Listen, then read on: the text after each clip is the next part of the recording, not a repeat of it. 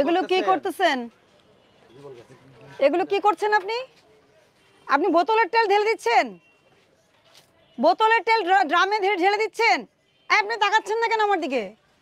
আপনি এটা কি করছেন? আপনি রূপচাঁদা বোতলের তেল ড্রামে কেন ঢালছেন? বোতলের তেল সব ড্রামে ঢেলে ফেলতেছে। কতগুলো বোতল এগুলো? বোতলের তেল সব ড্রামে ঢেলে ফেলছে। আপনার নাম কি? হ্যাঁ, আরশেদ। আপনি মালিক? উনি মালিক? আপনার নাম কি? এদিকে আসেন। 380 টাকাও রাখছে আবার।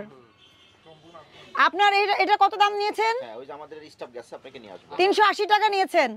আমাদের ও তো পরীক্ষক, জাতীয় ভোক্তা অধিকার সংরক্ষণ দপ্তরে সে পরীক্ষক হিসেবে কর্মরত আছে। তাকে পাঠিয়েছি আমরা বাজারটা রেকি করার জন্য যে আপনারা কি করছেন, তেলের কি পরিস্থিতি দেখার জন্য। আপনি এটা 380 টাকা বিক্রি করেছেন কি না? করেছেন? কে নিয়েছে টাকাটা? আপনি মানে কি খোলা তেল লিটার কত করে বিক্রি করছেন?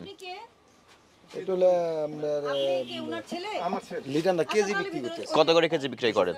200 টাকা। আর এটা কিনেছেন আপনি, এটা কত করে পড়েছে? 175 টাকা। 25 টাকার লোভ সামলাতে পারেন না আপনি, এই জন্য বোতল কেটে খোলা করে কেজি হিসেবে বিক্রি করা শুরু করে দিয়েছেন। এই যে এগুলো তো সব কেটেছেন।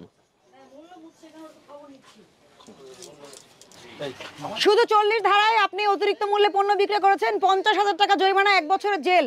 আর আপনি এখন যে কাজটা করছেন, মোড়কজাত তেল আপনি ড্রামে ঢেলে ফেলতেছেন, এরপরে বলবেন যে কোম্পানি তেল দেয় না।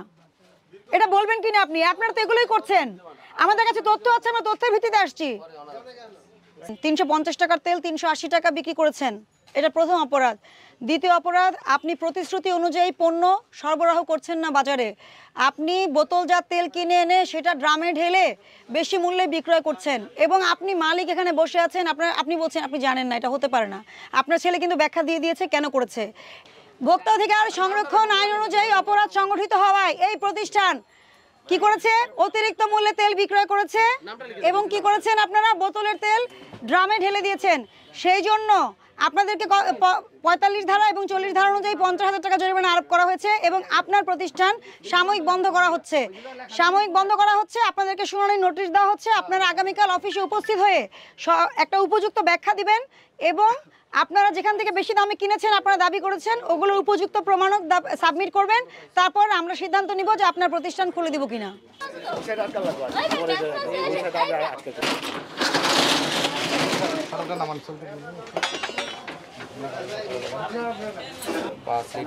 খোলা তেল হিসেবে বিক্রয়, এটা আছে পরবর্তী নির্দেশনা দেওয়া পরবর্তী।